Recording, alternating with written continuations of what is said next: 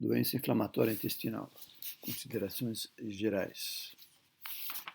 A doença inflamatória intestinal é uma patologia intestinal inflamatória idiopática caracterizada por ativação imunológica e inflamação crônica e recorrente do trato gastrointestinal. Inclui a retocolite ulcerativa, a doença de Crohn e formas indeterminadas de colite. A retocolite ulcerativa usualmente é restrita à mucosa e afeta o reto, evoluindo proximamente para atingir o cólon de forma contínua.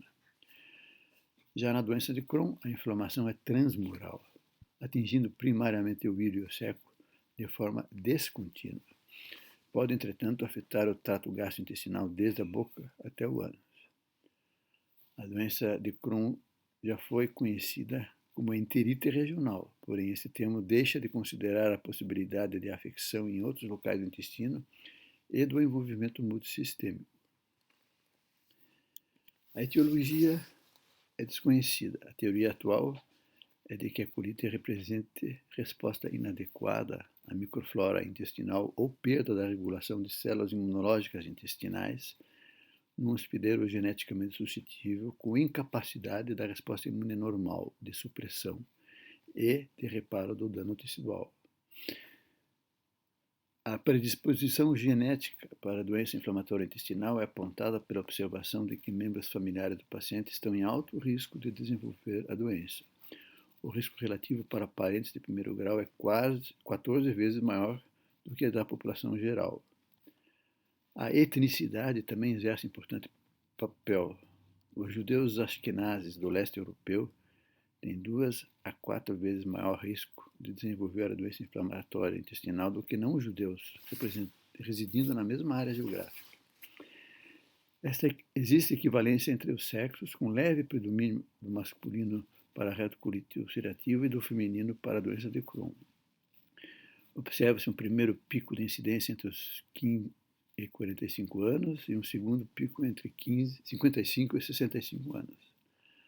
A genética é determinante e mais poderosa para a doença de Crohn do que para a retocolite ulcerativa. Em relação aos fatores ambientais, observa-se que o aleitamento materno protege contra a doença inflamatória intestinal. O risco é maior para mulheres que utilizam anticoncepcionais orais. A dieta rica em açúcares refinados e pobre em frutas frescas e verduras favorece o aumento da incidência.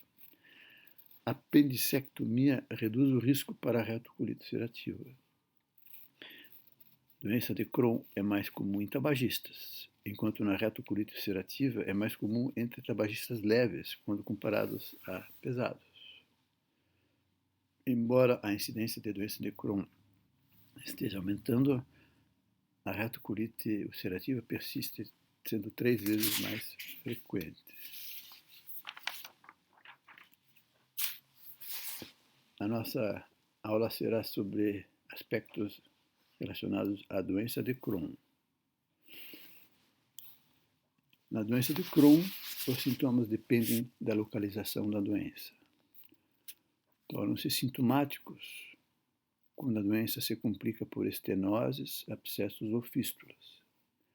A queixa mais comum é diarreia, causada por alteração funcional da mucosa e da motilidade intestinal.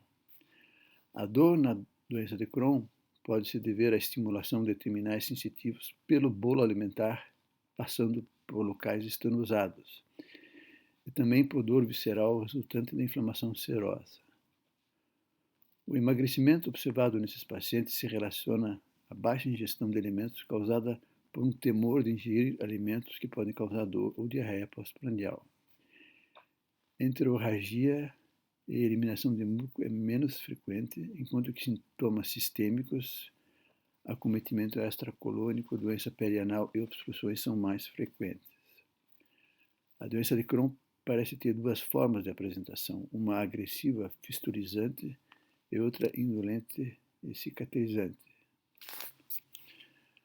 Fístulas são as manifestações da natureza transmural da doença e representam a marca da doença de Crohn.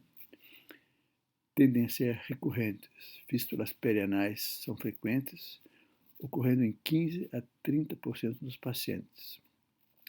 Fístulas enteroentéricas, enterocolônicas e colocolônicas são comuns e podem ser assintomáticas.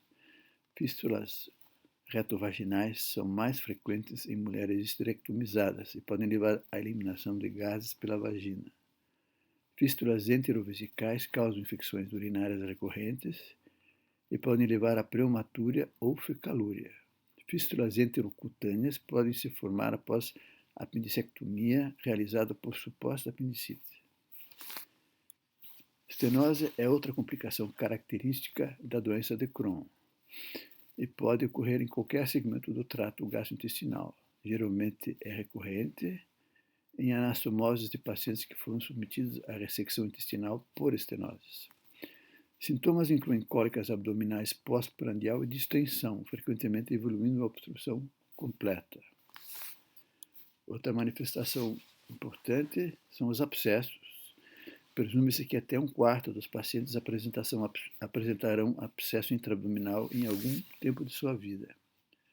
A apresentação clássica é a de febre em picos altos e sensibilidade abdominal localizada, ou sinais de peritonite localizada. O fato de muitos desses pacientes estarem em uso de corticosteroides pode mascarar os sintomas. Na doença de Crohn, a localização ocorre em proporções iguais entre o ilho e o cólon. 10% podem apresentar lesões no trato gastrointestinal alto, 20 a 30% apresentam lesões perianais e cerca de 15 a 20% têm ou terão fístulas.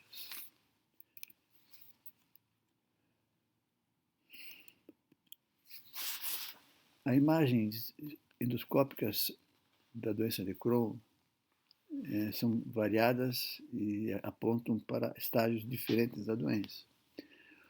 Na imagem 1, na primeira imagem, nós apresentamos as úlceras aftosas típicas, depressão central esbranquiçada, circundada por orla eritematosa levemente elevada, com poucos milímetros de diâmetro. A imagem 2 mostra uma úlcera estrelar no ilho terminal. A imagem 3 é a imagem de uma doença mais avançada, com imagem típica em pedra de calçamento, cobblestone. E a imagem 4 se refere às úlceras discretas intercaladas por mucosa normal, característica típica do caráter não uniforme da inflamação. Imagens radiológicas apresentadas demonstram na primeira imagem uma fístula ilio-ilial. A 2 é o sinal da fita, que é um sinal radiológico clássico, representado por um segmento de intestino delgado bem estreitado, que, entretanto, se deve a processo inflamatório ativo, com espasmo e edema, não se referindo à fibrose ou estenose. O sinal da fita típico resolve após a administração do glucagon, o que alivia o espasmo do músculo liso. A imagem 3, novamente, mostra a imagem típica em pedra de calçamento devido à ocorrência de profundas úlceras fissurizantes em torno da mucosa inflamada. E a imagem 4 é uma imagem designada como espinho de framboesa, raspberry thorns, causadas por úlceras fissurizantes. A histologia é característica da doença ocorrendo processos inflamatórios focais num fundo de mucosa normal. A imagem primeira é de uma inflamação transmural, mostrando uma úlcera profunda, fissurizante em forma de faca. A imagem 2 mostra a presença típica de granulomas da mucosa. E a imagem 3, os abscessos crípticos com intenso infiltrado neutrofílico. As manifestações extraintestinais da doença de Crohn ocorrem em 25% dos pacientes. Muitas são comuns também na retocolite ulcerativa, embora sejam mais frequentes na doença de Crohn, especialmente quando há comprometimento do cólon e o delgado sendo palpado. Algumas ocorrem como resultado direto da doença intestinal, como a nefrolitíase resultando da má absorção de oxalatos. As manifestações musculoesqueléticas podem ser observadas em até 30% dos pacientes. A artrite periférica, associada à doença inflamatória intestinal, é classificada em 2 tipos. O tipo 1 atinge a menos do que 5 articulações grandes, é aguda e autolimitada e é associada à atividade da doença intestinal. E o tipo 2 é tipicamente crônica, simétrica, afetando 5 ou mais articulações pequenas e não se associa à atividade da doença. As artropatias axiais, incluindo a espondilite anquilosante e sacroiliite, também se associam à doença inflamatória intestinal, porém não acompanham a atividade da doença.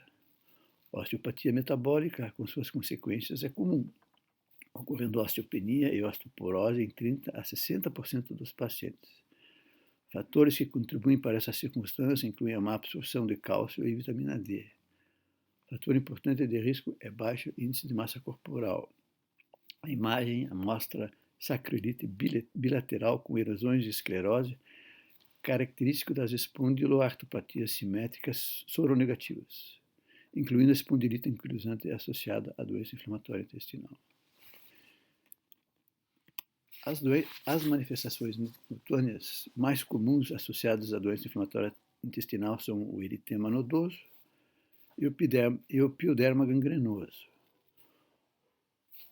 O eritema nodoso apresentado o aspecto clássico é o de um nódulo subcutâneo sensível, eritematoso, escuro, geralmente localizado na região pré-tibial. Ocorre em forte associação com a artropatia e se manifesta durante períodos de exacerbação da doença e tende a melhorar com o tratamento da doença inflamatória intestinal e é mais comum entre mulheres. O pioderma gangrenoso surge inicialmente com uma pápula, pústula ou nódulo. Pode surgir em qualquer local, mas é mais frequente nos membros inferiores e, por vezes, em torno de um estoma. Ao se romper, a lesão inicial forma progressivamente uma úlcera com centro necrótico e bordas irregulares. A célula proeminente encontrada nas lesões é o neutrófilo. A úlcera tipicamente apresenta orla violácea e uma base semelhante a uma cratera salpicada. Pode ocorrer independentemente da atividade da doença. Também é mais frequente em mulheres. Aftas também ocorrem com frequência na doença inflamatória intestinal, especialmente a doença de Crohn. As manifestações oculares incluem a episclerite, que é uma inflamação da camada vascular diretamente abaixo da conjuntiva, apresentando-se como vermelhidão aguda, com sensação de queimação, prurido e dor à palpação, sem prejudicar a acuidade visual. Tende a acompanhar a atividade da doença. Já a esclerite é mais séria que a episclerite, envolve inflamação de vasos mais profundos da esclera. Apresenta-se com vermelhidão, dor e pode comprometer a acuidade visual. Também ocorre em paralelo à atividade da doença. A úvea, camada média da parede ocular, inclui a íris, a coroide, que é o anel muscular atrás da íris, e o corpo ciliar, a camada de tecido que dá suporte à retina. A uveíte pode afetar qualquer dessas partes, a mais comum sendo a íris. Na doença inflamatória intestinal, a uveíte manifesta-se com cefaleia, dor profunda no olho, lacrimejamento, visão borrada, fotofobia, em consequência do iridoespasmo. Tende a se iniciar de forma insidiosa e tem propensão a se estender a segmentos posteriores, podendo comprometer a acuidade visual. Finalizando as manifestações extraintestinais hepatobiliares, incluem os cálculos biliares, que estão presentes em até 25% dos pacientes, e a colangite esclerosante primária, mais frequentemente em pacientes com retocolite ulcerativa, ocorrendo eventualmente nos portadores de doença de Crohn colônica. Trata-se de uma doença colestática crônica do fígado.